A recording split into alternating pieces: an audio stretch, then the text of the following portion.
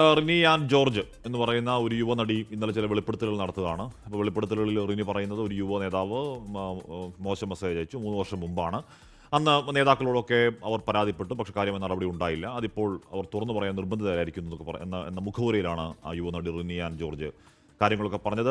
വിഷ്ണു സുരേഷ് വിവരങ്ങളുമായി ചേർന്നുണ്ട്. വിഷ്ണു, രാവിലെയും റിനി മാധ്യമങ്ങളോട് സംസാരിക്കുകയാണ്. അപ്പോൾ അവർ ഇന്നലെ പറഞ്ഞതിൻ്റെ തുടർച്ചയിൽ തന്നെ പറയുന്നു, പക്ഷേ ഏതെങ്കിലും തരത്തിൽ നിയമ നടപടിക്ക് മുന്നോട്ടില്ല, ഏതെങ്കിലും തരത്തിലുള്ള ഫർദർ പ്രൊസീഡിങ്സിനില്ല. ഈ കാര്യം നാടിനെ അറിയിക്കുക എന്ന മാത്രം ഉദ്ദേശമുള്ളൂ എന്ന് പിന്നെയും ആവർത്തിക്കുകയാണ് റിനി, അല്ലേ വിഷ്ണു?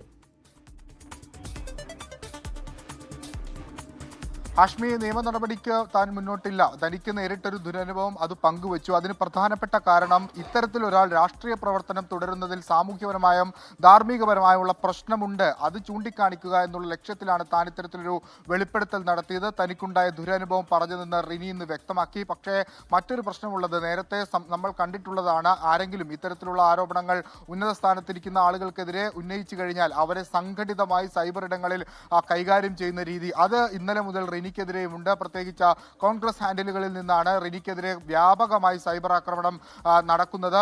റിനി ഇടതുപക്ഷത്തോടൊപ്പം അല്ലെങ്കിൽ ഇടതുപക്ഷ മന്ത്രിമാരോടൊപ്പം നിൽക്കുന്ന ചിത്രങ്ങളൊക്കെ പങ്കുവെച്ച് ഇത് രാഷ്ട്രീയ ലക്ഷ്യം വെച്ചുള്ള നീക്കമാണ് തുടങ്ങിയ മോശപ്പെട്ട രീതിയിലുള്ള ആരോപണങ്ങളൊക്കെ സൈബർ ഇടങ്ങളിൽ നിന്ന് വരുന്നുണ്ട്. അത് തടയാനുള്ള അല്ലെങ്കിൽ അതുമായി ബന്ധപ്പെട്ടുള്ള നിയമ നടപടികൾക്കൊക്കെ പോകാനുള്ള ഒരു സാധ്യത മാത്രമാണ് നിലവിലുള്ളത്. എന്തായാലും ഈ ഉന്നയിച്ച ആരോപണവുമായി ബന്ധപ്പെട്ട് നിയമ നടപടിയിലേക്ക് പോകുന്നില്ല. സാധാരണഗതിയിൽ ഇത്തരത്തിൽ ഒരു മെസ്സേജുകൾ മോഡസ്റ്റി ഓഫ് വുമൺ എന്ന് പറയുന്ന ആ വിഷയം ഉന്നയിച്ചുകൊണ്ട് BNS 79 പ്രകാരം കേസ് കൊടുക്കാനുള്ള സാധ്യതയൊക്കെയുണ്ട്.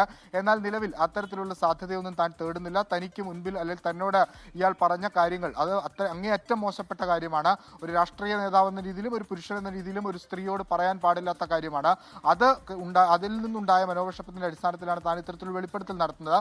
മുൻപ് താൻ ഈ കാര്യങ്ങൾ ഇവരുടെ പാർട്ടി നേതൃത്വത്തെ അടക്കം അറിയിച്ചെങ്കിലും അവിടെ നിന്നൊരു അനുകൂല നിലപാട് ഉണ്ടായിരുന്നില്ല. പക്ഷേ ഇയാൾ വളരെ സുഗമമായി സ്ഥാനമാനങ്ങൾ ലഭിക്കുന്നു. ഇയാൾക്ക് സമൂഹത്തിൽ വലിയ കാര്യങ്ങൾ അല്ലെങ്കിൽ സമൂഹത്തിന്റെ ഉന്നത സ്ഥാനങ്ങളിലേക്ക് ഇയാൾ പോകുന്നു. സ്ത്രീകളുടെ വിഷയങ്ങളിലടക്കം ഇടപെട്ട് വളരെ സ്ത്രീപക്ഷ നിലപാടുകളൊക്കെ സ്വീകരിക്കുന്നു. അതിലുള്ള കപടത തുറന്നു കാട്ടുക എന്ന ലക്ഷ്യത്തിലാണ് തൻ്റെ ഈ വെളിപ്പെടുത്തൽ. അത് കൂടുതൽ പേർക്ക് പ്രചോദനമായി കൂടുതൽ ആളുകൾ മുന്നോട്ട് വരുന്നത് വലിയ സന്തോഷമുണ്ട്, അഭിമാനമുണ്ടെന്ന റിനി പറയുന്നത് വസ്തുതയാണ്. റിനി ഇന്നലെ ഇത്തരത്തിലുള്ള വെളിപ്പെടുത്തൽ നടത്തിയത് പിന്നാലെ നമ്മൾ ഉദ്ദേശിക്കുന്ന ആൾക്കെതിരെ സാമൂഹ്യ മാധ്യമങ്ങളിൽ ഒരുപാട് സ്ത്രീകൾ രംഗത്തെത്തിയിട്ടുണ്ട്. അയാളിൽ നിന്ന് ഇത്തരത്തിലുള്ള മോശം അനുഭവം ഉണ്ടായി എന്ന് ചൂണ്ടിക്കാട്ടി ഒരുപാട് പേർ ഫേസ്ബുക്ക് പോസ്റ്റുകളൊക്കെ ഇടുന്നുണ്ട്. അവരുടെ പ്രതികരണങ്ങളൊക്കെ ഒരുപക്ഷെ ഇന്ന് വരാനുള്ള സാധ്യതയുണ്ട്. ഹേമ കമ്മിറ്റി റിപ്പോർട്ട് പുറത്തു വന്നതിന് പിന്നാലെ നമുക്ക് അറിയാം അതുണ്ടാക്കിയ ഒരു ചലനമുണ്ട്. ഒരാൾ തുറന്നു പറഞ്ഞപ്പോൾ ഒരുപാട് പേർ അവർക്ക് പിന്നാലെ വന്നത്. അതുപോലെ ഇത്തരത്തിൽ റിനിയുടെ വെളിപ്പെടുത്തലിന് പിന്നാലെ കൂടുതൽ ആളുകൾ ഈ നേതാവിനെതിരെ വരും. ഇതിൽ നേതൃത്വം എന്ത് നിലപാട് സ്വീകരിക്കുന്നു എന്നുള്ളതാണ് ഒരു പ്രധാനപ്പെട്ട ചോദ്യമായി അവിടെ നിൽക്കുന്നത്. പലർക്കും വേണ്ടപ്പെട്ട ഈ പല നേതാക്കൾക്കും വേണ്ടപ്പെട്ട അവരോടൊപ്പം നിൽക്കുന്ന അവർ വളർത്തിക്കൊണ്ടുവരുന്ന ഒരാളാണ് എന്ന് നമ്മൾ മനസ്സിലാക്കുന്നു. അയാൾക്കെതിരെ ഇനി എന്ത് നടപടി പാർട്ടി തലത്തിൽ സ്വീകരിക്കും? പ്രത്യേകിച്ച് സ്ത്രീപക്ഷ നിലപാടൊക്കെ ഉയർത്തിപ്പിടിക്കാൻ ഏറ്റവും കൂടുതൽ ശ്രമിക്കുന്ന ഒരു സംഘടന കൂടിയാണത്. അതുകൊണ്ട് അവരുടെ ഭാഗത്ത് നിന്ന് എന്ത് നിലപാടാണ് എടുക്കുക എന്ന് മനസ്സിലാക്കുന്നു. ഇനി അതാണ് അറിയാനുള്ളത്. സണ്ണി ജോസഫ് അടക്കമുള്ള ആളുകൾ കൊച്ചിയിലുണ്ട്. ഇന്ന് അദ്ദേഹത്തിന്റെ പ്രതികരണം അടക്കം ഈ വിഷയത്തിൽ തേടും. ഒപ്പം ഈ സംഘടനയുമായി ബന്ധപ്പെട്ട് നിൽക്കുന്ന സ്ത്രീകളുടെ പ്രതികരണവും ഈ വിഷയവുമായി ബന്ധപ്പെട്ട് ഉണ്ടാകുമെന്ന് മനസ്സിലാക്കുന്നു. ഇന്നലെ ഇവർ ഹൂ കെയേഴ്സ് എന്നൊക്കെ പറഞ്ഞുകൊണ്ട് ആരാണ് എന്ന് കൃത്യമായി മനസ്സിലാവുന്ന രീതിയിൽ, യുവ നേതാവ് എന്ന് കൃത്യമായി മനസ്സിലാവുന്ന രീതിയിൽ കാര്യങ്ങൾ പറയുന്നുണ്ട്. എന്നിട്ടും എന്തുകൊണ്ടാണ് ഈ പേര് തുറന്നു പറയാൻ ഈ റിനി ആൻഡ് ജോർജ് തയ്യാറാവാത്തത്? അവർ ഉന്നയിക്കുന്നത് പ്രതിപക്ഷ നേതാവിനോടക്കം ഇക്കാര്യങ്ങൾ പറഞ്ഞിട്ടും അനുകൂലമായ തീരുമാനം ഉണ്ടായില്ല എന്നാണ്. അപ്പോൾ അത് ഗുരുതരാരോപണമാണ്. അപ്പോൾ അത് പ്രതിപക്ഷ നേതാവ് അടക്കം രാഷ്ട്രീയമായി മറുപടി പറയേണ്ട ഒരു അവസ്ഥയിലേക്ക് കൂടി ആ പ്രതികരണം എത്തിക്കുന്നില്ലേ വിഷ്ണു?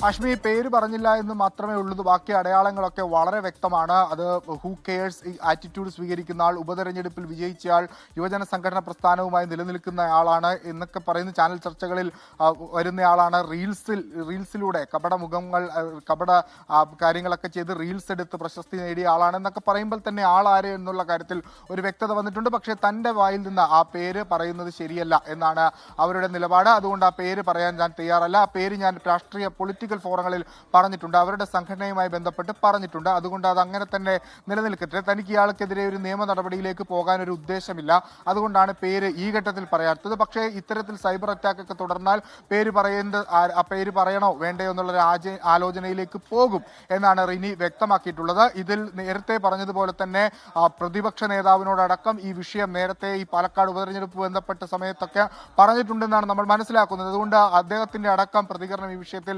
വരേണ്ടതുണ്ട്. സ്വാഭാവികമായും തനിക്കറിയില്ല എന്നൊരു പ്രതികരണമായിരിക്കും വരിക.